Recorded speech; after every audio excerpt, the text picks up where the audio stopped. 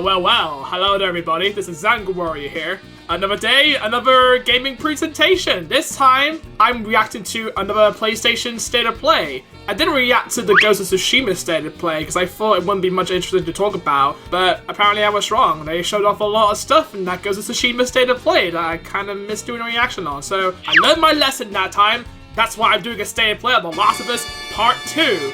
Yet again, the last time they showed The Last of Us Part 2 was like a cutscene trailer it was like last year, somewhere in December. So they're gonna show a little bit more, and I think the probably reason why they decided to do this move was because there was some rumors and stories going around the internet. Long story. A former employee of Naughty Dog decided to leak the whole entire ending and most of the gameplay onto the website. Everyone was talking about it. So Yuhei Yoshida was like, Guys! Everyone's talking shit about our game right now! We need to do another State of Play! Get it out there on the horn! But in my humble opinion, I think Sony should have to deal with it.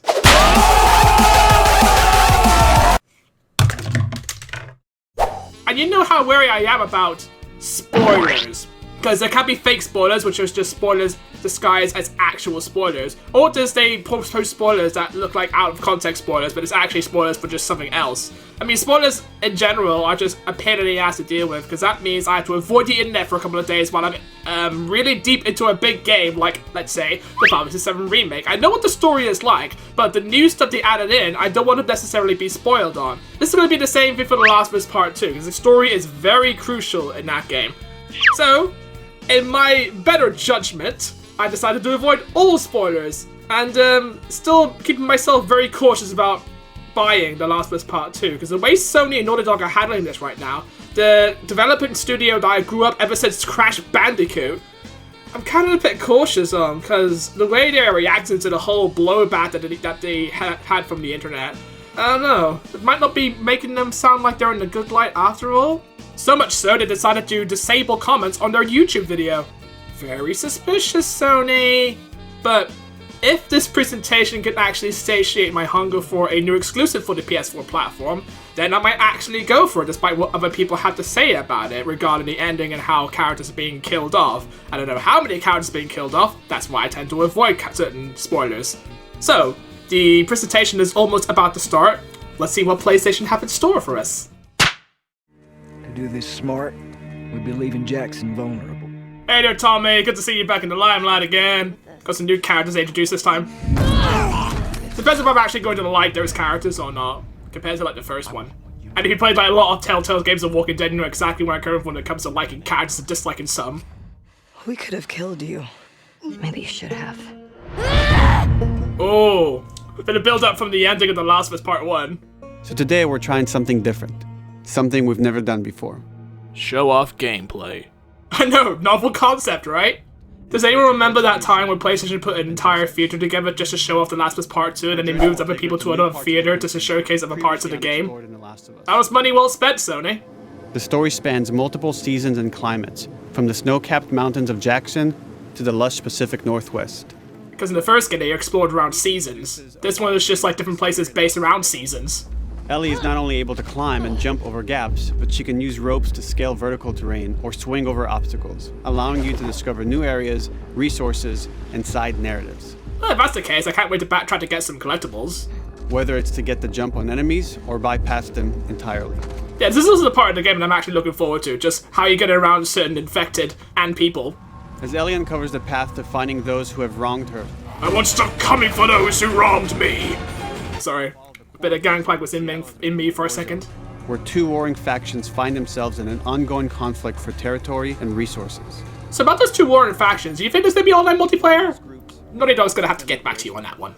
They should add online multiplayer to The Last of Us Part 2. Just add in multiplayer. And even if you did add multiplayer later on, if you just focus on the campaign, people would be like, well, it's not brushed up as it was in the first Last of Us. What the hell, Naughty Dog?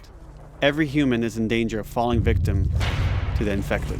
And you probably get to fight like new bosses based on the infected as well. Do you remember those giant boomers you face? They spit like balls of acid at you and explode on impact. Last of Us Part 2 introduces new stages of infected, such as the Shamblers. What, the Shamblers? Heavily armored enemies that are covered in pustule. Upon getting close to you, they expel a corrosive spore cloud that burns its victims. Oh, damn. So, pretty much a boomer then. I can't wait to introduce a variant of a hunter. That sounds like a hunter to me. Or maybe a witch clicker. Listen mode will reveal your scent trail, so keep moving and cause distractions to avoid detection. Yeah, this makes a return from the first Last of Us as well. Does it make more unbearable when on harder difficulties? It just completely removes your entire vision altogether, so you have to fend for yourself realistically. I'm a sucker for stealth games, by the way, I must say. This is going to be very enjoyable for me just to get stealth absolutely right, and if I fuck it up, I know I'm in deep shit, I just have to restart it. The same thing I encountered with Hitman when you get spotted and you try again just to get points. Or using them as a shield to protect yourself or buy some time to figure out your next move. Yeah, I think this one is new for The Last of Us Part 2. You use people as hostages, as shields. Allies will take part in helping you navigate the environments, spot enemies, and meaningfully help you in combat encounters. Because Ellie only helps you every single time, but now Ellie has like other characters that help her throughout the entire journey. So there's more than just one character helping one another. Between the human survivors and the roaming infected, there will be times where multiple threats are present. We decided to add the Flood to the game. Yeah, this sounds pretty cool, by the way, just having them face against each other and just wait for the bloodbath to dissipate. It gives like most of the NPCs more layers than usual.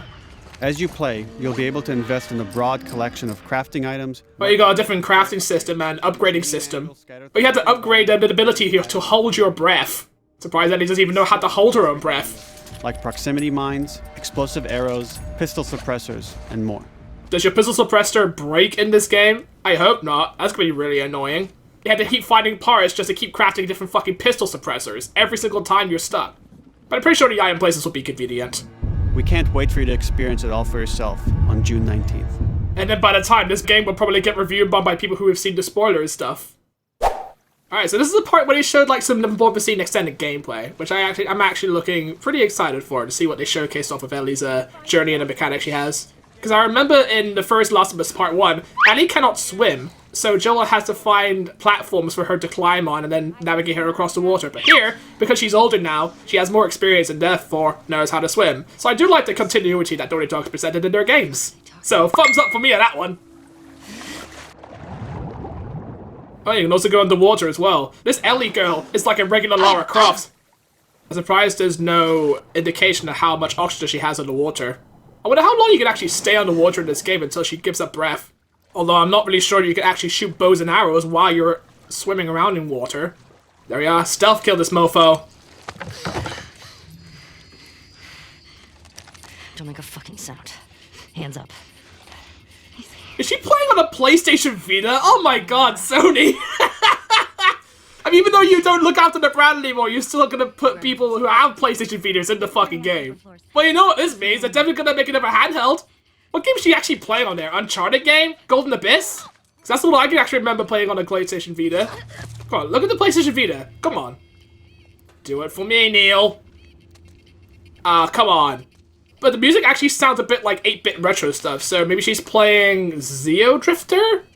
I don't know, that's something that comes to mind when I think of this time of music. With Uncharted 4, it's a Crash Bandicoot Easter egg. With The Last of Us Part 2, it's a PlayStation Vita.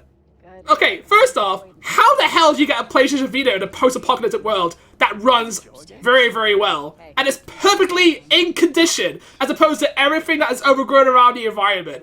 Like, how the fuck? I can't wait for another person to play on the PlayStation 3. And then one of his dialogue says, I paid $599 US for this. I was not impressed. Even Isaac isn't that crazy. That's what I heard. Good old Isaac. He knows how to kill necromorphs. Shut up. All right, calm down. I am fucking calm! I just killed you, that's how calm I am. Well, we used to know that the aim assist is activated in this game playthrough. You should have saved this for E3. E3's a little bit closer to the Last of Us Part 2 launch, which I think would be an appropriate time to do it, but during this whole lockdown craze, it's probably not gonna happen. E3's cancelled. Yeah, here's the Molotov, makes a nice return. Peter's gonna have a field day with this playthrough. Again, the whole ambience thing when the people almost spot you makes a return in this one. Adds more dynamic flavor to the whole stealth aspect of this game. And I like the way she sort of like dynamically reloads while walking as well. It's not like very stuttery. I wonder if there's a way you can actually like get rid of light so they can not spot you as easily. Like use the darkness to your advantage. Also smoke bomb. Over here! Oh shit. I never expected that. I found her! Oh shit! That guy just got nailed! He must have like 2 fucking pierced holes in his face right now. That you, Nora? Yeah, I mean, I'm hearing music. Is it another PlayStation Vita? Or maybe it's a Sony Walkman. I wouldn't be surprised if it's a Sony Walkman. You remember me? Yeah. You remember me. There we are, callback right here. Gotta find out while playing the game so I can actually realize that this girl is actually from the Fireflies, I believe. Okay, so we got another new release date. It was February before, then it got delayed until a definite date, and now it's gonna be releasing on the 19th of June. So Sony's a bit lenient in like, we don't know when to release it, but you know what, fuck it. That's not a bad gameplay showcase. It has no developer's commentary, just like you getting to experience the actual game for what it is. Just like I remember when they showed Doom 2016 for the first time at Bethesda's first E3 press conference. And you also get to hear the lovely crowd reaction as well, like they were just losing their minds at how awesome the gameplay was. Like you can kill demons with shotguns, bash them in the face and do different glory kills. That was also very impressive, but this one also has like the same vibe that Doom 2016 was going for. So I do appreciate it for that. This is not a bad state of play, in my opinion. Like, I think, in my personal opinion, the state of play as it started off was very, very shit, as far as I remember. But I think they started learning from the mistakes, and they got some feedback from people who are very passionate about seeing state of play improve. And they actually started to make it more better as time went on. Like the Ghost of Tsushima one was actually pretty cool. The state of play before that was also kind of cool, but not as to par with other state of plays. But the Last of Us Part 2 state of play, I think is what people actually really wanted. Like, because we know Sony doesn't release like games at a fast pace, more that thing. They're more focused on like exclusives. Again, like they keep showing with Ghost of Tsushima, Last of Us Part 2. I mean, games that are more centralized are just one single game, like showing off every single aspect of the game.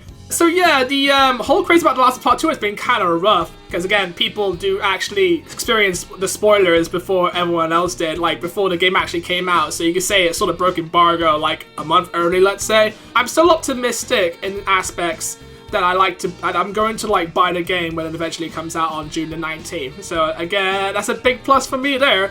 I do like the gameplay they showcased. I need to get more into the story and how certain characters that Ellie meets up with him and makes friends with. And we also gotta have to tie into that kissing scene that they showed back in E3 that sort of raised alarms in terms of Disney XD. I don't think that's sort of their beef. I liked The Last of Us Part 1. I thought it was very emotionally gripping and very satisfying of the game. Definitely my game pick of the year. So, of course, I'm going to pick up The Last of Us Part 2, despite what other people have to say about it negatively. I mean, I don't personally like the way Sony and Naughty Dog handle it. I think they should be far more composed in that matter. Sort of like, yeah, you got us red-handed. We might as well just say whatever the game we have, instead of just treating us like assholes. That's just my advice to you, Sony, as a PlayStation fan myself. That is my reaction to the PlayStation Last of Us Part 2 State of Play. I can't wait to see more State of Plays in the future. I mean, they are stepping up their game, because Nintendo hasn't done much since March with the Nintendo Direct Mini, and that was it. Inside Xbox is still doing their own thing, but I don't watch them as much as I do with Nintendo and PlayStation. And I think PlayStation, they had like a State of Play last week, and they had a State of Play this week. So I think they're stepping up their game. But again, I feel like this is more of a move to satiate to silence the people who have actually experienced the spoilers for themselves before anyone else did. Again, I don't really mind people who look at spoilers. I personally don't see that. I mean, I personally see that as a problem for myself. But again, that's just me. People want to experience the games in their own little way, and I mean, for me, I want to experience it first time when I'm playing a game. When I buy the game on first launch, I just play it and experience it for myself. And that way, that's all the experience I can get. So this State of Play, pretty good. I'm giving it like a 7.